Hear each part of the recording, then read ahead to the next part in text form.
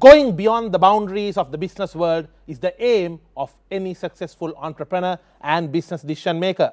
And here in BISNOMICS, in your weekend's most profitable 60 minutes, what we intend to do is to empower that ambition of yours. I'm Untitled Chapter. Today, our focus will be on a very vital function of any organization: logistics. Dating back to the times of the Roman Empire, have you ever wondered why the Roman Empire was so successful in its conquering? Well, the answer goes back once again into logistics. They had dedicated officials known as logisticars who were tasked with making sure that their army had the required supplies to continue their conquering. Today, as many businesses aim to continue and conquer their new borders and new frontiers, logistics plays a crucial role, and especially in a pandemic-infused world. How has logistics changed? Let's talk about this and more in today's episode. And joining me for this very special discussion is none other than the CEO of John Keells Logistics, Randula Chandrarathne. Randula, welcome to BISNOMICS. Absolute pleasure to have you. Thank you very much, and pleasure is mine. So Randula, when we think about the logistics of an organization, we hear this word all the time. What exactly does logistics include for an organization? So in any business, you have to deliver a product or a service to a customer in the right time and the right place at the right price point. So the task of logistics is to plan this, implement this, and coordinate the entire spectrum of moving these material or the information or these services to the customer at the right time. And I think we can, by definition, we can say logistics is the art and science of ensuring a material is obtained, processed, and delivered to the customer on the right time at the right price point. And I think globally we have two concepts. One is supply chain management and one is logistics management. Yes, these do get discussed, and I believe they go hand in hand, and these two words come up all the time. And yes. Randula, correct me if I'm wrong, we are looking at an industry, when you say logistics, we are looking at an industry that is more than $7 trillion? Yes, globally, globally the logistics industry is $7 trillion, but in Sri Lanka, I think it records for about 2.5% of our GDP, which is about $2 billion at the moment, even with the current situation of Sri Lanka. But I think it's a huge growth industry for Sri Lanka, and it's a vital part of entire supply chain management, because without logistics, you won't be able to service the customer at the right price point. So let's demystify this. Supply chain and logistics, is one a part of the other? Is it just two interchangeable words? Can you just demystify this for us? I would say, in my opinion, supply chain management is a broader word and also broader scope as well. So supply chain management talks about bringing something and transforming it to a product or a service, and ensuring that goes to the customer or the consumer. But logistics is part of this, who ensures the material flow, storage, handling, transportation, probably back and forth, the reverse logistics as well, and also ensuring the product is moved in the right condition. When it comes to quality, right quality, and also ensuring you do this at the right price point, which is you have to control the cost, end of the day. And on a different tone, if we look at this concept of reverse logistics, what you said, I believe that's about collecting the rejects and bringing it back. We're going to come to that in more detail later. Now, from one simple viewpoint, one might say, okay, logistics means getting it from point A to point B. What's so complex about that? But in reality, as you said, the right price point at the right time, and maybe with the right conditions, because Randula, correct me if I'm wrong, if you look at, for example, frozen meat or food items, if you don't have the correct temperatures, I believe that will be a logistical nightmare. Am I right? Exactly. In Sri Lanka, I think this is one of the larger problems, especially with the fresh supply chain. Recently, I have been called to Ministry of Technology, because they wanted to learn from the private sector on the things that we are doing in terms of fresh logistics, fresh supply chain. Because today we have a lot of farmers who have been farming without really looking at the demand, and then the transportation mechanism as well as storage mechanism is not up to the mark. So as a result, we have to, there are so many damages, so many perishables we have to discard them as damages, and also middlemen.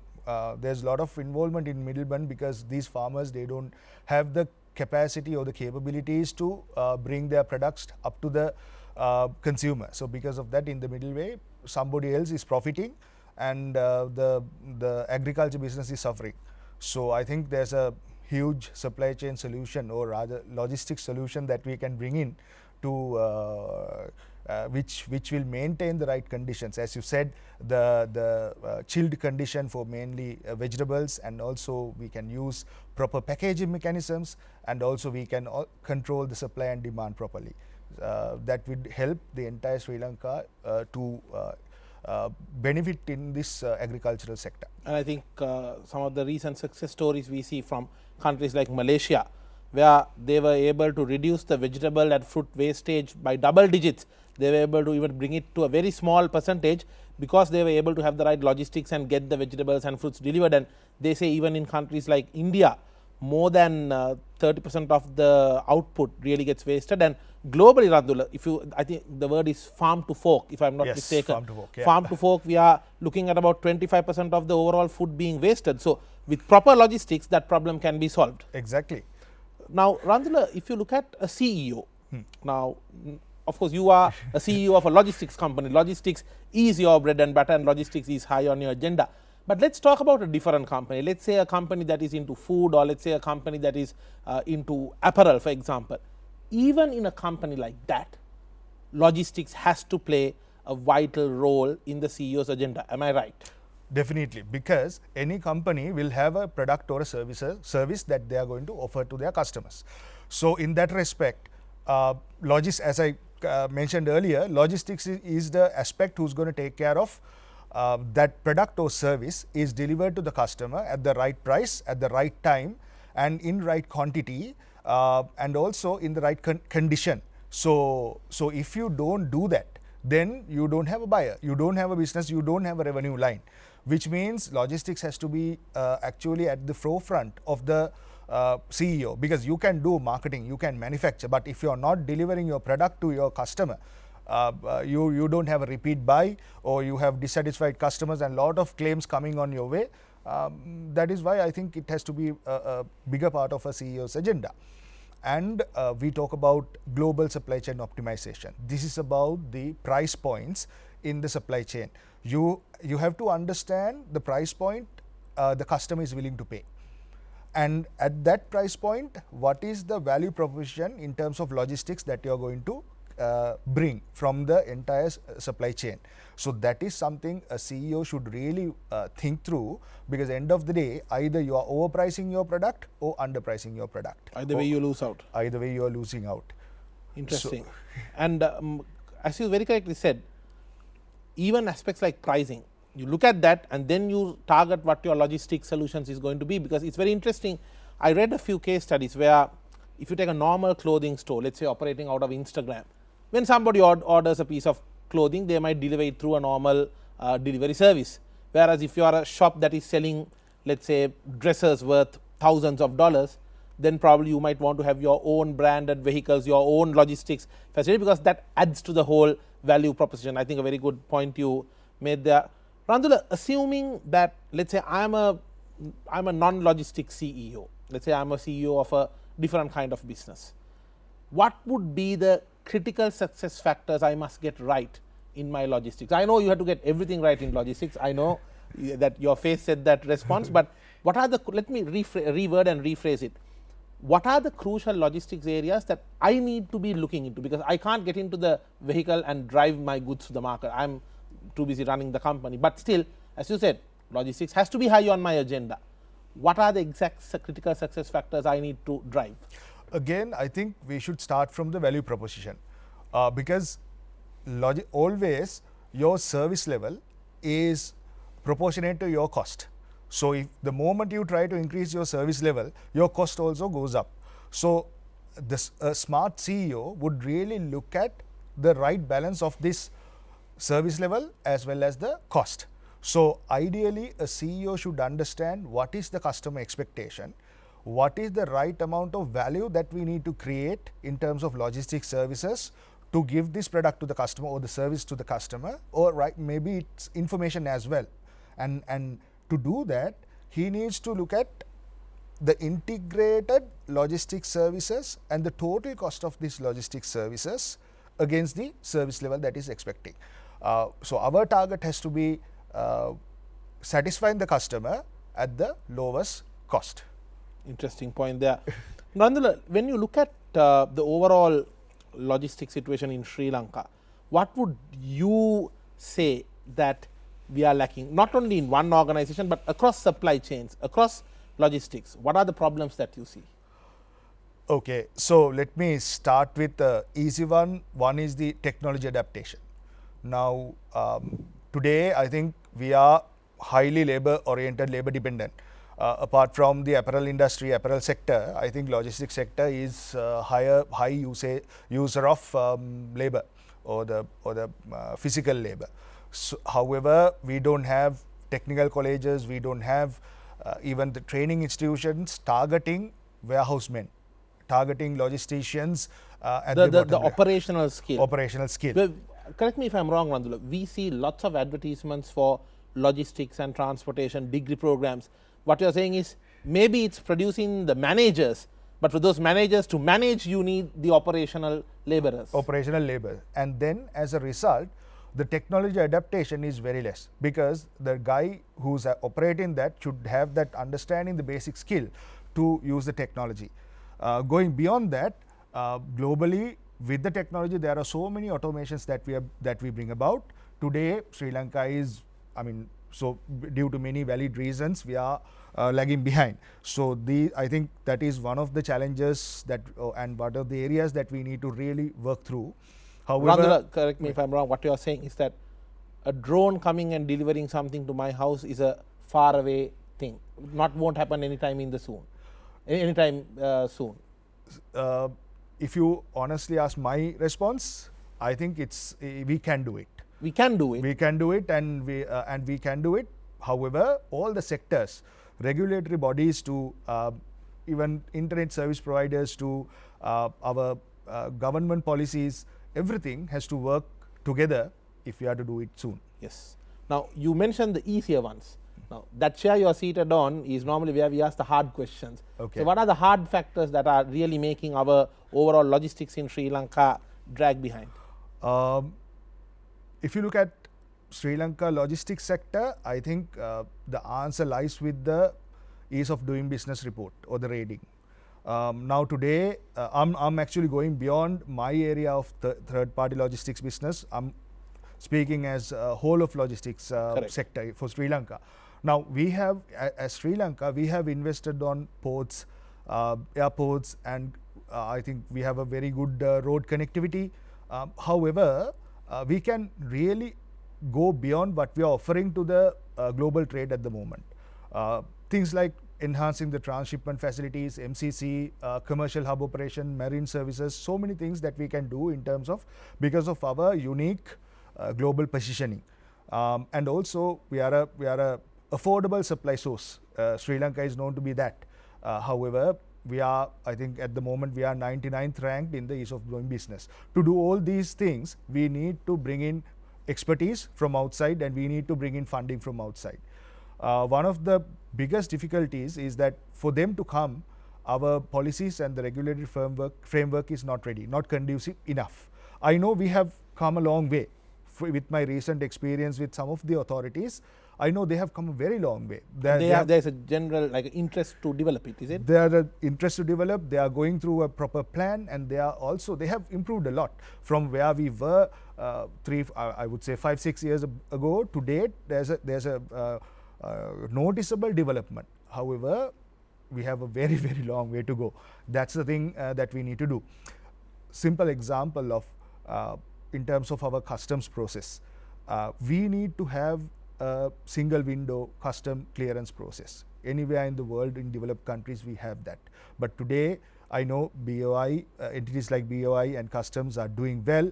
They are improving their services and their delivery, and also they are trying to use a lot of online platforms.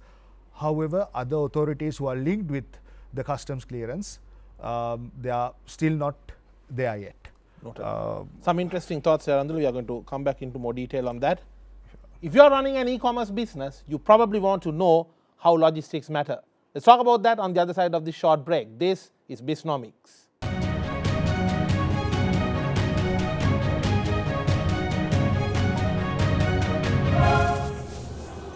Welcome back to BISNOMICS, your weekend's most profitable 60 minutes. Our focus is on the logistics industry of Sri Lanka and the world, and we are in conversation with Randula Chandrarathne. Randula, e-commerce, clearly the biggest winner out of the pandemic. No two doubts on that. Massive, what we could call a spiraling growth, not only in Sri Lanka but worldwide. Yep. But let's talk about the logistics. Even in e-commerce, a lot of people say we placed the order, we made the payment, but when we got the product, either we never got it, or it's not what we ordered, or it was damaged. So many problems. Correct. Now, logistics for a normal business versus logistics for e-commerce. How complicated is the matter? So this is a very good question, because today, even we are in this e-commerce space, even we had a lot of time adapting to this e-commerce space and the demands of e-commerce logistics. I would say we have to start with the customer. Now, in regular logistics business, the customer is another business. It's predominantly B2B, business to business. So we either deal with the manufacturing facility, or we deal with a regional distributor, or maximum we go up to a retailer. So they have a financial interest or any other interest going beyond the interest of getting the right product with the right quality at the right time. So they have other interest. But in e-commerce business, our customer is really the end consumer, who is probably a housewife, probably a frustrated housewife, because her husband has invited some guest over. Now she is not left with food and things to prepare dinner. Now she is stuck and she is trying to order online. Talking from experience? Probably, yeah. So we need to identify what is the experience this person is expecting. Yes. Usually a consumer, their benchmark is in-store experience, right? So you go to a retail lingerie shop, or a retail apparel shop, or you go to a supermarket predominantly. So their mindset is that. Yeah. You see, you buy, you get it to your hand. So they are expecting, they are benchmarking that with the online order. Wow. So you need to ensure that experience is somewhat met. So they want all the things that they can do in shop through the online platform. That is how their brain is wired.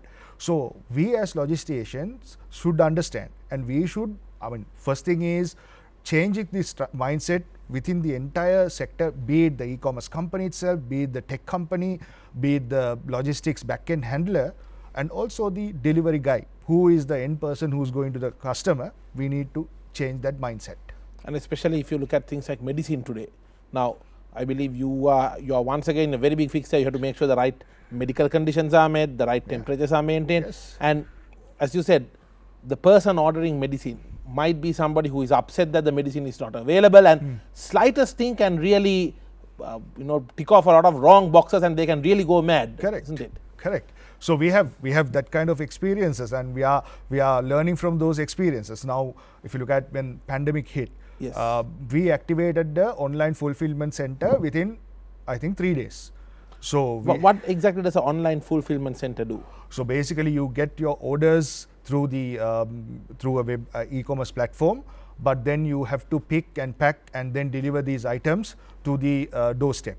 So picking, packing and delivering these items has to come through a system, because your order versus your picking pattern, packing pattern and the delivery pattern has to synchronize. Now, there are also, when it comes to household groceries, you have ice creams which has to be on frozen condition. There are certain chilled items which has to be in a certain condition. So we need to ensure all these things are met.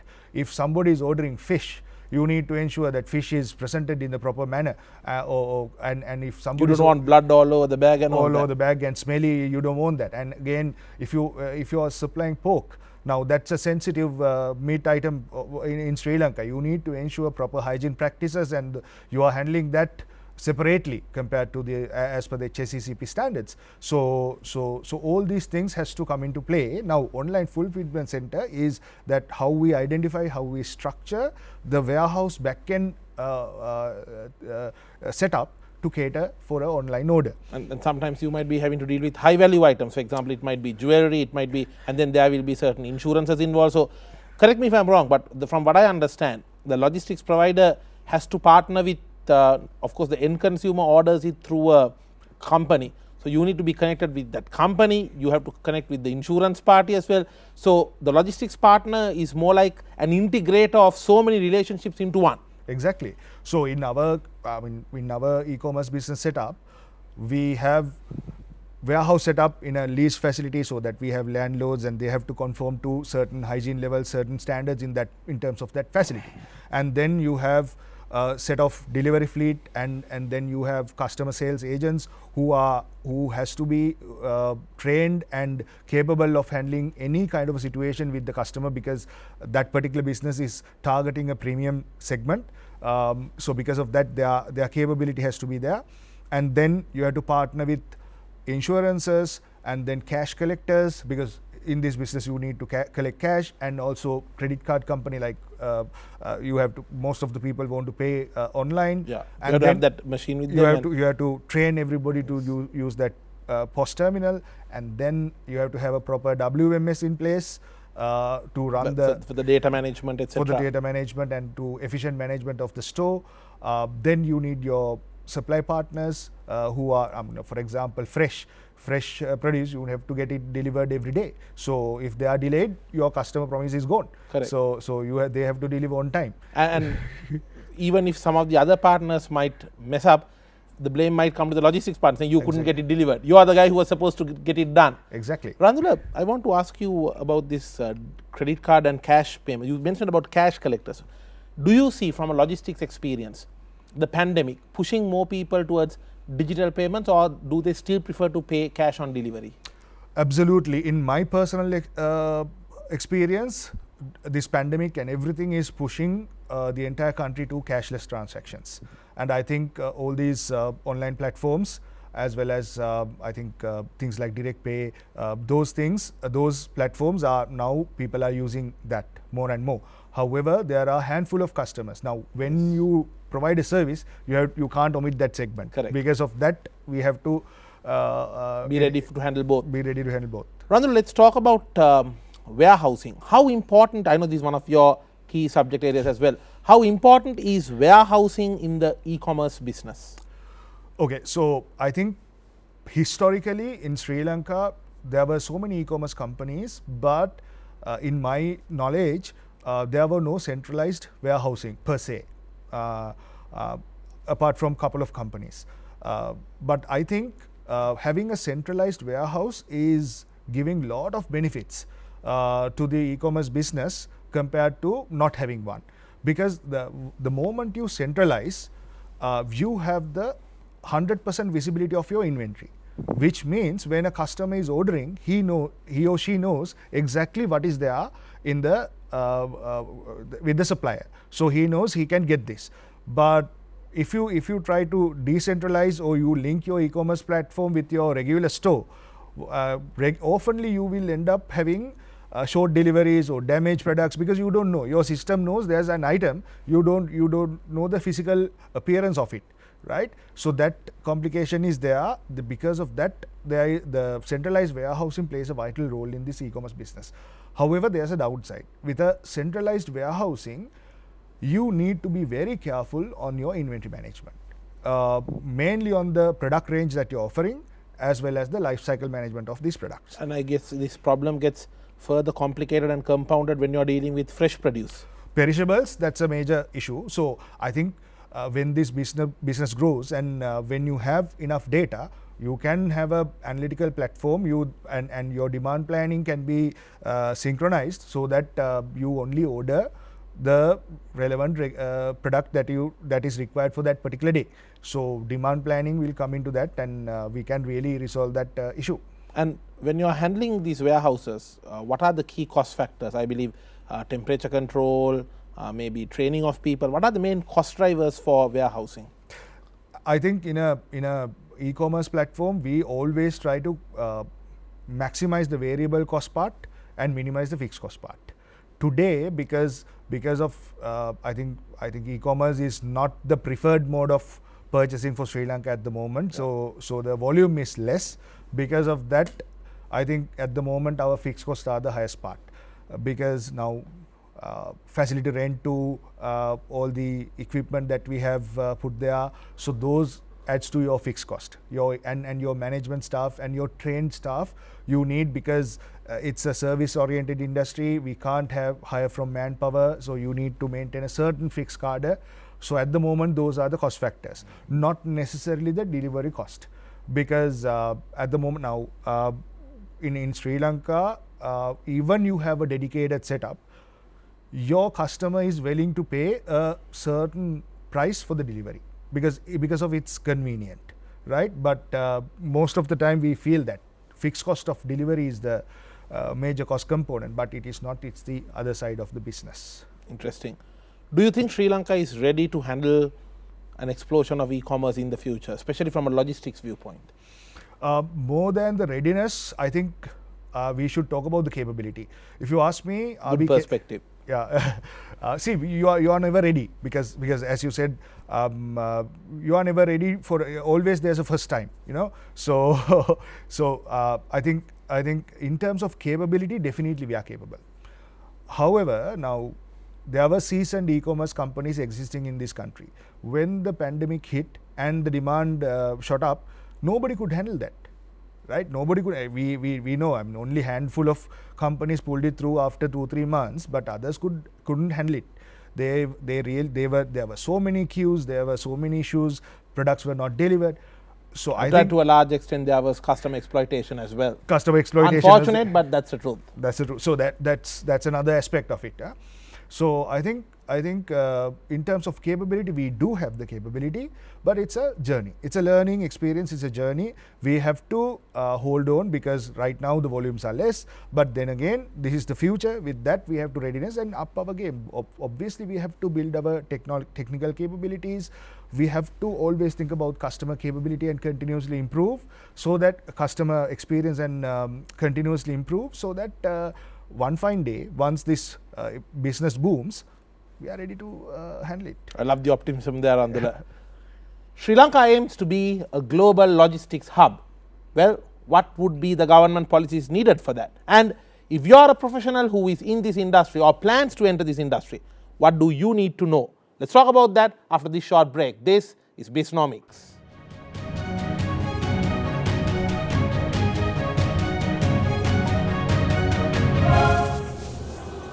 Welcome back to BISNOMICS. Our focus is on the logistics sector of Sri Lanka, and we are in conversation with Randula Chandrarathne. Randula, now some of the key terms that we hear, and here in BISNOMICS one of our main goals is to make sure that our audience gets to debunk and demystify some of this jargon that they hear. With regard to the logistics, we always hear these words 3PL, 4PL, etc. What exactly is this about? So I think 3PL industry is a relatively new industry in Sri Lanka, but it's growing. 3PL really stands for third party logistics, where a company, if you are a manufacturer or if you are a trading company, you can outsource a part of your logistics services to a third party. So the jargon third party means that I think we are one of the leading third party logistics company in Sri Lanka, mainly handling warehousing and distribution. So likewise in the 3PL spectrum, there can be multiple aspects. So without a company having its own logistics, they partner with another specialist party to whom they hand over the deliveries and the logistics work. In 3PL, they will only hand over part of their logistics. In 4PL, the textbook definition is you hand over the entire logistics spectrum to including the planning. Including planning, including sourcing, including bringing down the freight part, even receiving everything. So that's like a contract logistics job. You have a company, you focus on your marketing activities, but you outsource entire logistics part to a third party company. So if you look at Sri Lanka's ambitions to be a logistics hub, because let's admit, Randula, from our school days, we've been repeatedly told we have a strategic location advantage. We are there at the crossroads of so many different trade routes, the old Silk Route, and we are at the point of, or rather in close proximity to some of the busiest shipping routes in the world. Now, despite all this, we really haven't seen Sri Lanka taking off as a logistics hub. If Sri Lanka is to be one, in your view, what are the government policies we require? So I think we touched upon this previously as well, briefly. I think the answer lies with, again, the how easy an outsider to come and do business in Sri Lanka. How conducive our environment and our government authorities and the regulatory framework for an outsider to come and do it in Sri Lanka, because we have this mentality that we need to do it on our own. Then again, we are teasing ourselves and we are trying to reinvent the wheel, in my opinion, honestly. So I think, we respect your opinion. So I think there are so many expertise and knowledge outside, and we should partner with them while protecting the national interest, obviously. So I think we need to modernize our policies so that we can easily invite reputed foreign parties with that know-how as well as the capabilities. They can transfer it to Sri Lanka and easily kickstart some of the logistics related services. I think since last 10 years, the country is heading towards that, but then again, this bureaucracy and so many issues in the entire system is slowing down the progress. But I'm not saying there's no progress. There has been a lot of progress. We see that being in the business, we see that progress, but that's not enough. That's not enough. We need to expedite. We need to expedite, because today, if you look at now, we want to be envisaged to be Singapore as a logistics hub, or maybe Hong Kong, I don't know. But now today, in terms of ease of doing business report, in 2020, Singapore was second and Hong Kong was third. And then if you look at some other regional countries like Malaysia, and Vietnam, they are at 70, around 70, 75, I guess. Even India is at 60s. Now we are at 99. Now we plan to become a logistics hub when we are at the tail end of that list.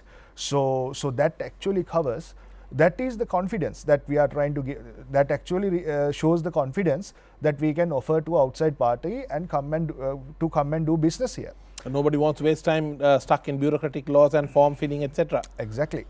Randula, let's talk about the professionals in this sector, because I believe any industry is only as good as its professionals and the people in the industry. Yep. To be a successful logistics professional, what are the skills you need and what is the attitude you need? I think we have a good set of professionals, and even though the supply chain management and logistics concept as a academic cluster, even it is relatively new. I think, in my opinion, it's about 35 years old in academia. But then again, in Sri Lanka, we do have a lot of logistics professionals. Some have gone outside the country and gained those knowledge, and also the leading 3PL companies and leading logistics companies have given them that exposure outside. However, I still believe customer-centric mindset is a key area that we need to develop in all the professionals, starting from top to bottom. Today, we are with my experience, we are way behind compared to our regional countries. You go to even Malaysia, Thailand, even Philippines, wherever you go, we have to compare with our regional countries. Absolutely. Even Bangladesh, the customer service mindset is way better than what we have in Sri Lanka. We, for some reason, that is some area that we are lacking in that. And we have to be conscious on that. That's fine, and we have to be conscious, and we have to develop that mindset in Sri Lanka. So all the professionals, apart from the technical know-how, you need to have that mindset. So what you're saying is indirectly that it's not about saying, okay, look, I did everything that the document said. It's about making sure that the customer need is satisfied. In other words, making sure that the logistics was done in a manner that the customer need was fulfilled. That is the important one. Exactly. You should not only look at your P&L or your cost structure or your whatever you have at hand. You should really look at customer's requirement and cater for that customer's requirement. And also you have to make sure that he is expecting something from you, and you are guaranteeing that that is delivered at the expected condition. And secondly, I think in terms of professionals to be very successful in logistics, I think one technical area they need to brush up is commercial acumen. Because I have in my entire career, that is one of the skills that I've used most, because as a logistician, if you are to ensure your service level is met at the right cost, which is the lowest cost, then you need to understand how the commercials play in this whole area. So I think all the commercials who are doing supply chain or maybe logistics degrees, they should really think about brushing up their finance skills, understanding the commercials, understand how businesses work. Now, we speak about blockchain, we speak about Internet of Things, cloud computing, and this digital transformation that is globally taking place. We also see that creeping into logistics. What are the key technologies in your view that will continue to define and redefine the logistics sector in Sri Lanka and worldwide? I think the low-hanging fruit or the quick win is bringing in analytics into the whole logistics sector. You mean taking better control of data? Data, because now today most of the logistics businesses as well as overall businesses operating in logistics area, they have data, but those are not organized in a usable manner. And even there's only a handful of companies who are using a proper warehouse management system. So if you are using a proper warehouse management system, then you have a huge database that you can run analytics and really improve your storage, your transportation. Because today in Sri Lanka, I think most of the logisticians, they have their GPSs on all the vehicles and they have a huge amount of data. But I don't know how many of them are using those for improving the service levels, optimizing routes, health and safety aspects. With that data, really you can control your health and safety aspect, your traffic violations and everything. So I don't know how many of them are using. I think that's a global problem, isn't it? Because so many research papers show that globally organizations are only using about 14 to 15% of the data that they actually have. That's the truth. That's a bitter truth. But then again, I remember when I was part of one of the large apparel groups, I visited their headquarters in UK. So those days they have originated a program called Diamond Driver program. All their warehouse, all their vehicles, now globally there are so many vehicles running around, right? So they have looked at their driving discipline to minimize the fuel usage, so the rugged driving is avoided, and even the drivers are monitored with data. With data, and they are recognizing them. Correct. It's not a penalizing thing, they are recognizing them. Interesting. Randula, now data I understand. Yeah. I think you clearly said the stage why it's important. What are the other technologies in your view?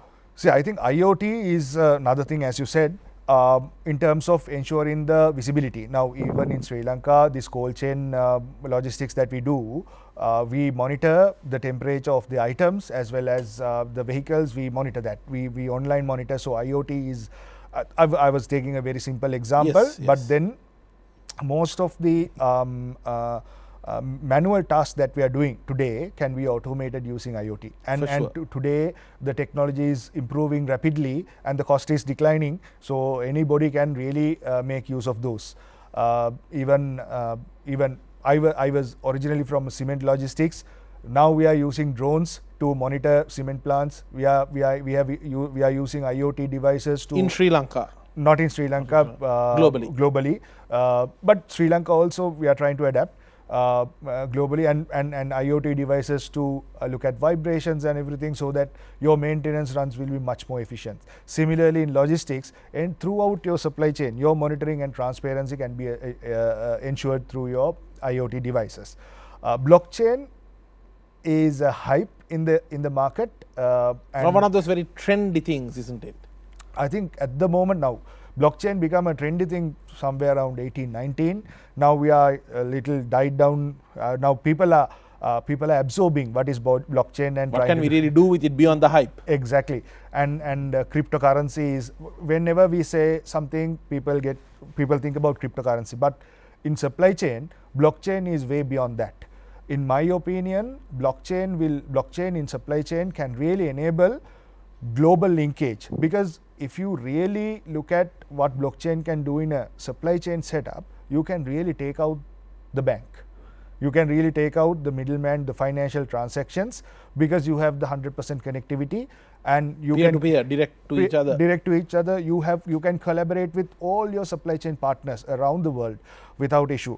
Your data security, end of the day, your data is available to everyone. So you have improved transparency. You know when to take the decision, what to do, without thinking about other guy will take certain advantage. So all that aspect is available.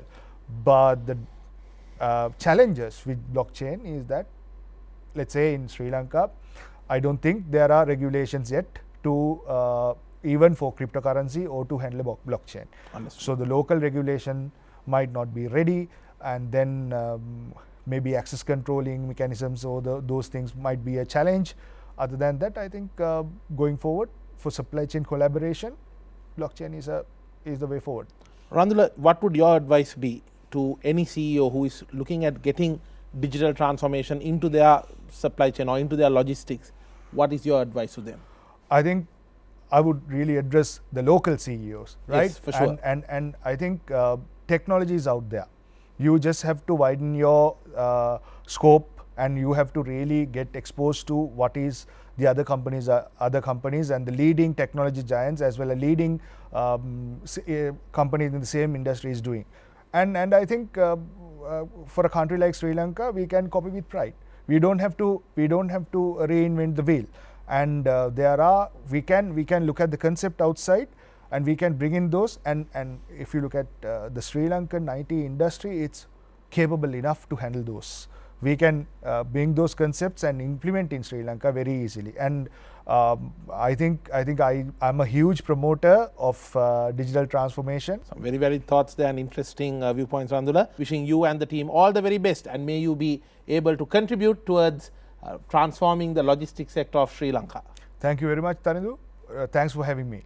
The role of logistics in your organization. That was the focus today in BISNOMICS. And I hope the very wonderful and valid insights shared by our special guest will help you to transform your logistics of your organization, and most importantly, on how to get the digital transformation into the logistics of your organization and ensure a smooth flow of products and services towards your customer. And no matter what business you may be in, have a profitable week ahead. I will see you with the next episode.